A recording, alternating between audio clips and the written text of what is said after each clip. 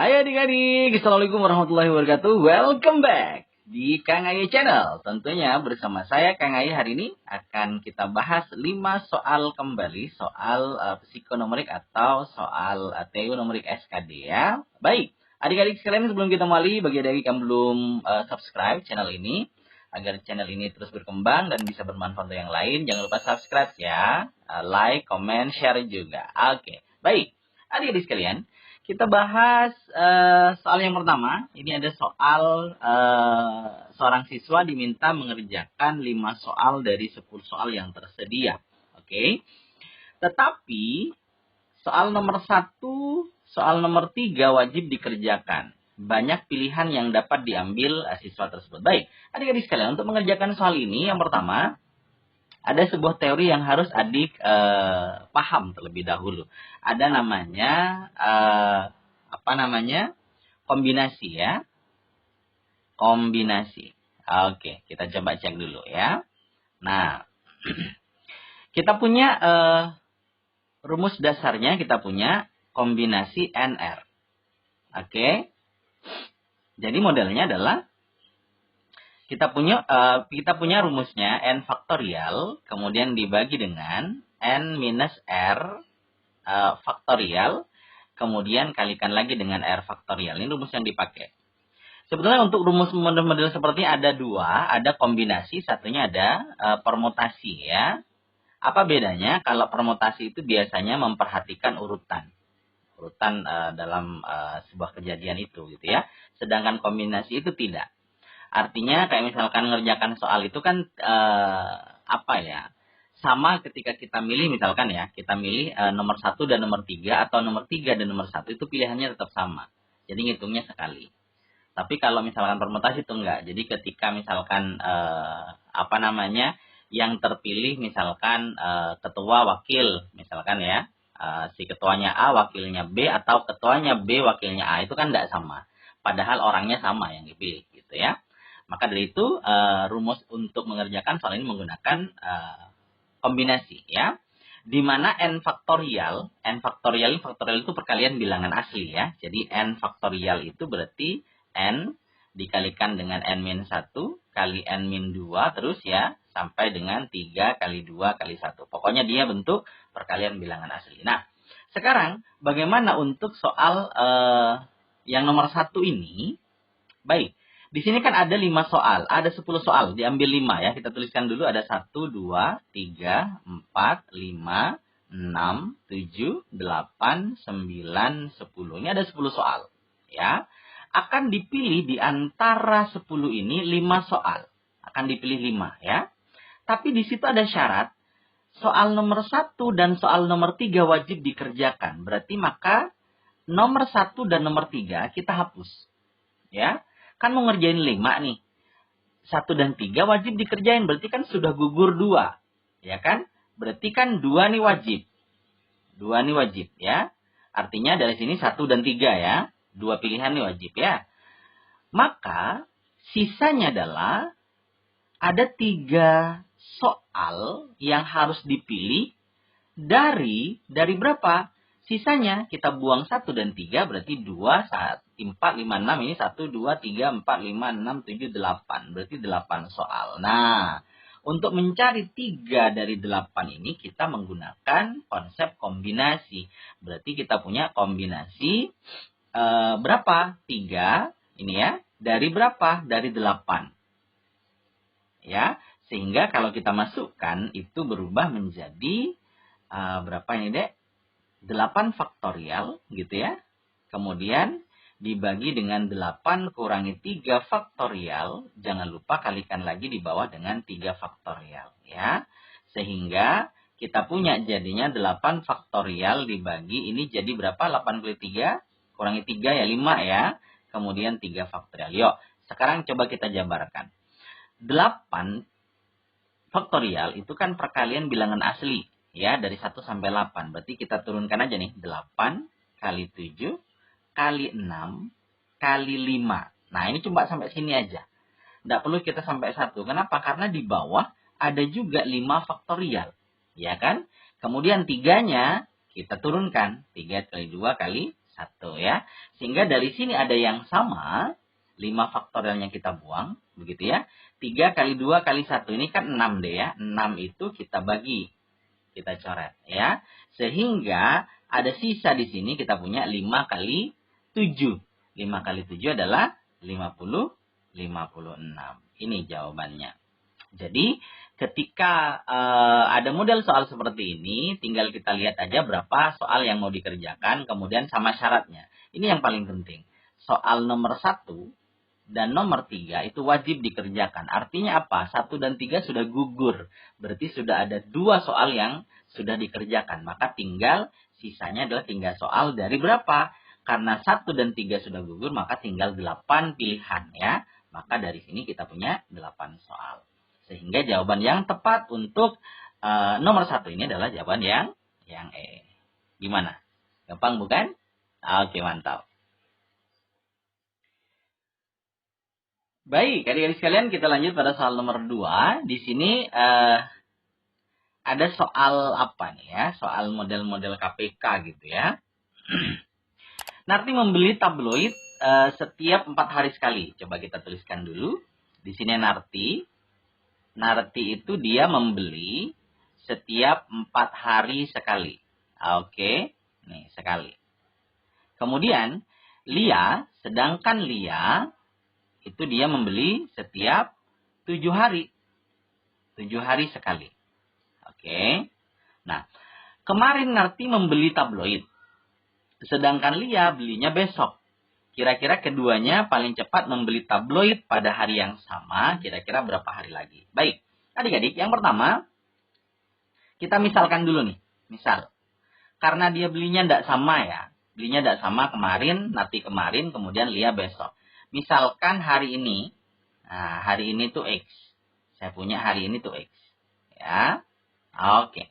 Berarti dari sini kita punya, kita cek dulu Narti. Narti ya. Berarti kan karena Narti belinya kemarin, maka ini jadi X-1. Betul ya?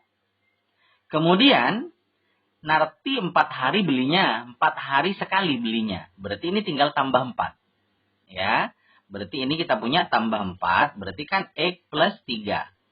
Oke. Kemudian tambah lagi X plus 4. 3 berarti 7 ya.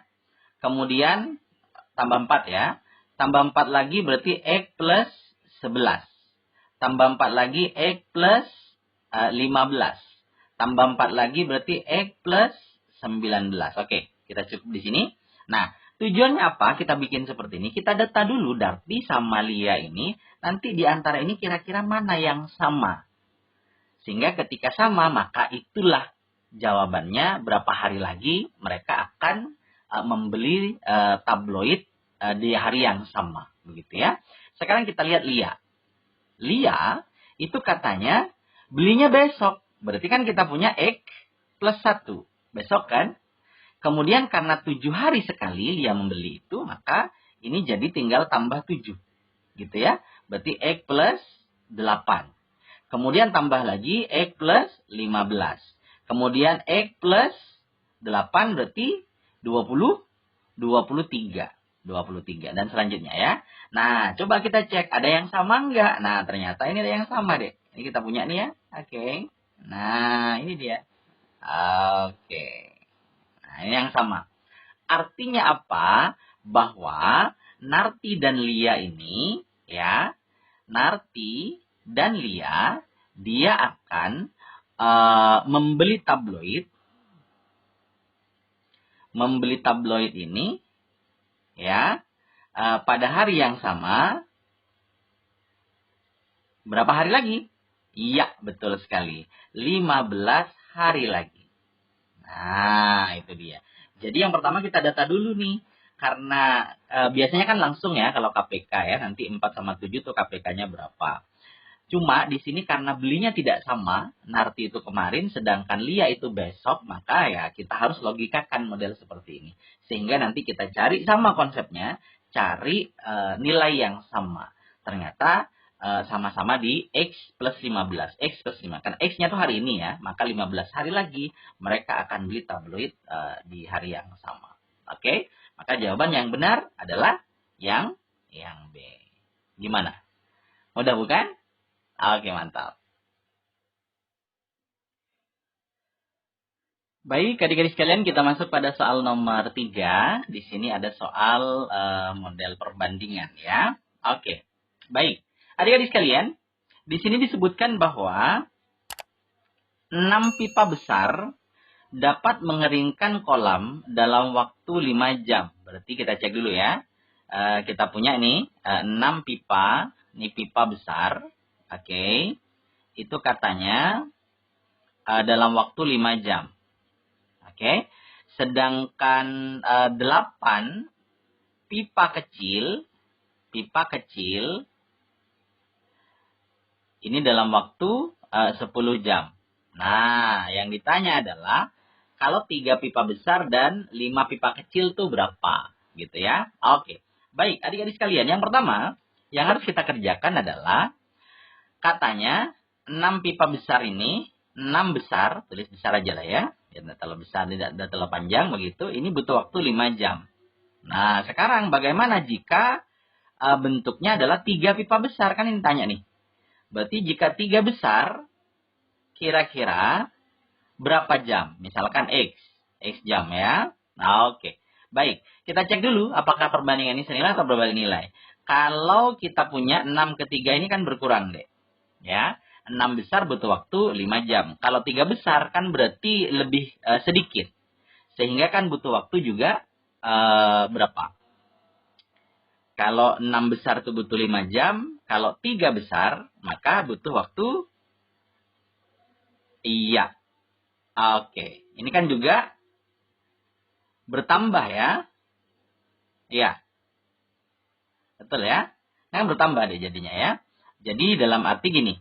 Kalau 6 besar butuh waktu 5 jam mengeringkan. Kalau 3 besar, lebih sedikit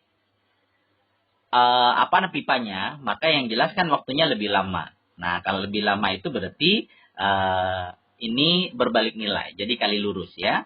Sehingga kita punya 6 dikalikan 5. Ini kalikan ke sini. Sama dengan 3 kalikan X. Gitu kan? Sehingga ini coret ya. Ini tinggal 2. Maka X-nya ketemu 10. Ya. Berarti butuh waktu 10 jam. Oke. Sekarang yang kedua.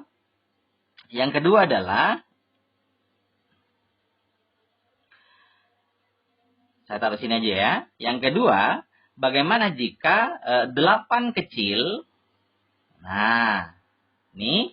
Kemudian butuh waktu 10 jam. Oke. Sedangkan 5 kecil, nah ini kira-kira butuh waktu berapa jam? Misalkan X jam juga. Ya, berarti dari sini kita peroleh jadinya berapa dek? Sama nih ya, berarti ini berkurang, maka ini jadinya ini bertambah. Gitu kan? Nah, misalkan jangan X ya, biar tidak sama dengan ini, misalkan ini Y. Nah, Y jam. Ya, maka dari sini kita punya 8 kalikan 10, karena berbalik nilai ya, berarti kali lurus, sama dengan 5 dikalikan dengan Y. Gitu kan? Ini coret nih. Ini jadi 10 bagi 5, 2 ya. Maka Y-nya 16. Nah, sekarang bagaimana jika 3 besar sama 5 kecil? Ya kan? Ini kan kita punya 5 kecil nih. Ini 5 kecil. Ini 3 besar. Oke? Maka T yang diminta adalah, ingat kemarin kalau misalkan kita punya rumus, jadi ketika ada 2 waktu mereka kerja sama, maka rumus yang dipakai adalah kalikan taruh di atas, misalkan saya tulis M ya, MN dibagi M plus N. Ini ya. Jadi ini waktu yang pembahasan sebelumnya sudah kami lakukan. Jadi rumus-rumus cepatnya ini kita punya. Jadi tinggal kalikan aja, taruh di atas. Nih. Berarti kita punya 16 kali 10. Gitu ya. Dibagi dengan 16 ditambah 10. Gitu kan. Sehingga hasilnya adalah ini 16 kali 10 dibagi dengan 26. Oke. Nah. Sekarang kita cek. Ini kalau misalkan kita bagi 2. Ini kan jadi 13 deh ya. Kalau ini bagi 2, ini jadi 8. Maka kita punya adalah 8 kali 10, 80 per 13 jam. Oke, itu dia. Jadi, yang pertama kita cari dulu.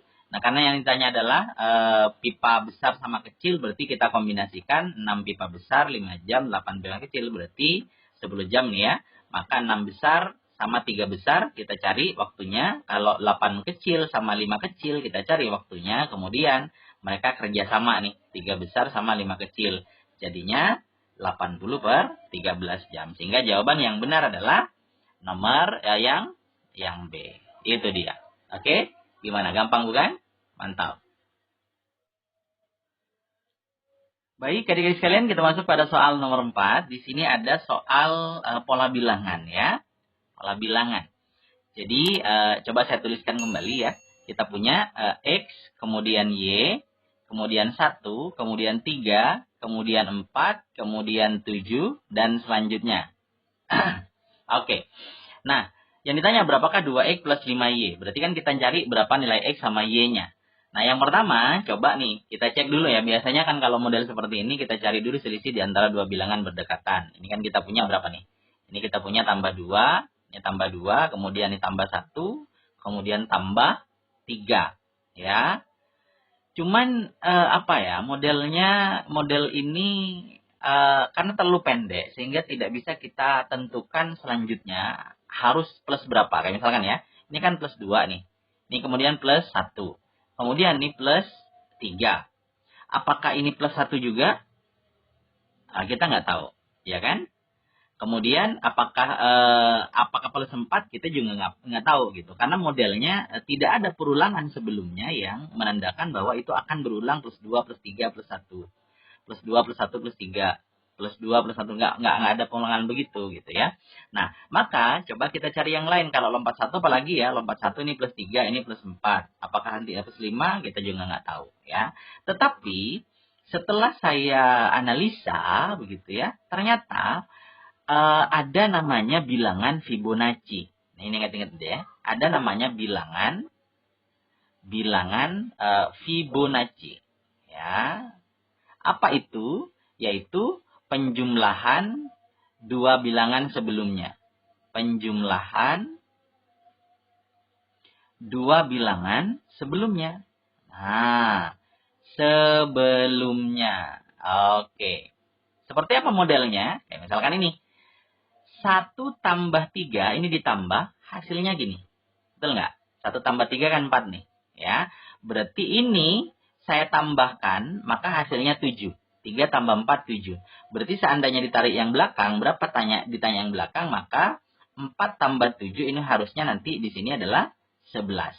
Gitu kan? Nah, tapi kan yang ditanya bukan yang di akhir, tapi X dan Y-nya. Berarti ini kita punya. Ini kalau ditambah ini hasilnya harus 3. Berarti yang pertama itu kita punya Y ditambah 1 itu harusnya 3. Sehingga Y itu sama dengan 3 kurangi 1. Ketemu adalah 2. Ya. Sedangkan yang kedua ini ditambah. Nah, ini kan kita punya Y-nya 2 sudah ya. Ini ditambah, maka hasilnya sama dengan 1. Berarti X ditambah 2, maka dia hasilnya adalah 1. Maka X-nya sama dengan 1 minus 2 ketemu min 1. Nah, yang ketiga baru kita masukkan. Masukinnya gimana? Berarti kita punya 2X ditambah 5Y itu sama dengan X-nya ketemu min 1 ya. Ditambah dengan 5Y-nya adalah 2. Sehingga minus 2 ditambah 10. Berapa di hasilnya? 8. Ya. Maka dari sini jawaban yang benar untuk jawab soal nomor 4 itu adalah yang B. Gimana? Gampang bukan? Oke, mantap. Baik, adik-adik sekalian, kita masuk pada soal yang terakhir, yaitu soal nomor 5 ya. Di sini ada sebuah gambar ya, kemudian ada yang diarsir sama yang tidak diarsir. Ada yang warna gelap, ada yang warna putih ya. Oke. Yang ditanya adalah berapakah perbandingan luas daerah yang berwarna gelap, berarti yang ini ya. Yang ini terhadap luas persegi, berarti secara keseluruhan. Nah, apa yang harus kita lakukan? Jadi tidak selalu model perbandingan luas itu kita cari luasnya. Kalau misalkan persegi kayak misalkan sisi kali sisi gitu ya, atau mungkin persegi panjang kali lebar, atau nanti melibatkan segitiga, setengah kali alas kali tinggi. Nah, kalau model seperti ini, karena kita punya bentuknya adalah persegi begitu ya. Nah, logikanya adalah, cobalah kita berhayal dulu nih, berhayal. Dari gambar ini, coba kita, ini kan kalau persegi kan sisinya sama, ini sama begitu ya. Sehingga ini sama dengan ini sama dengan ini. Sehingga kalau misalkan saya kasih garis bantu, misalkan dari tengah ini ke bawah gitu ya, ke sini. Oke. Nah, kemudian ini juga ke sana, begitu. Oke. Oke. Kemudian saya tambahkan lagi ini ke sana. Oke. Nah, ini kan berarti ada berapa gambar segitiga nih? Berarti kan kita punya nih ya. Ini 1, ini 2, ini 3, ini 4, ini 5, ini 6, ini 7, ini 8 begitu. Berarti kan dari persegi ini, satu persegi itu dibagi menjadi 8 segitiga siku-siku. Ya. Dan dia siku-siku sama kaki lagi kan. Ini kan sama ini. Ini sama ya. Ini juga sama. Ini ke sini sama gitu ya. Sehingga berarti kan luasnya sama segitiganya gitu. Berarti satu segi persegi gitu ya, ada 8 segitiga siku-siku sama kaki.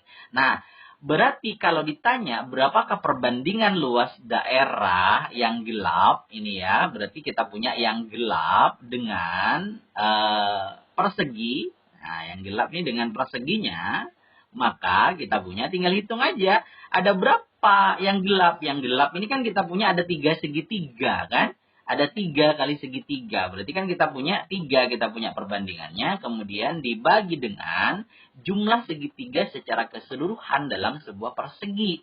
Berarti ada berapa? Ada 8. Maka kita punya perbandingannya adalah 3:8. Oke, kayaknya rumit ya, tapi setelah kita analisa ternyata gampang gitu. Jadi tidak perlu nyari luasnya berapa gitu, tapi kita lihat perbandingan aja, karena ternyata di dalamnya itu ketika kita bikin garis bantu, maka satu persegi itu ternyata dibentuk oleh 8 segitiga siku-siku sama kaki. Maka jawabannya adalah 3/8, sehingga yang betul adalah jawaban yang B. Gimana? Gampang bukan? Adik-adik, mungkin itu yang bisa saya berikan untuk 5 soal hari ini. Semoga ini bermanfaat untuk adik-adik sekalian. Jangan lupa ya, yang belum subscribe, silahkan di-subscribe, like, komen, dan share juga gitu ya. Kemudian ada yang pertanyaan, bolehlah silahkan komen-komen di bawah begitu ya. Semoga ini bermanfaat untuk adik-adik sekalian. Adik-adik yang mau ikut tes TNI Polri, atau mungkin SKD Sekolah Kedinasan, atau mungkin CPNS, semoga ini bermanfaat. Sampai ketemu di pembahasan soal selanjutnya. Saya Kang Aye. Terima kasih. Assalamualaikum warahmatullahi wabarakatuh.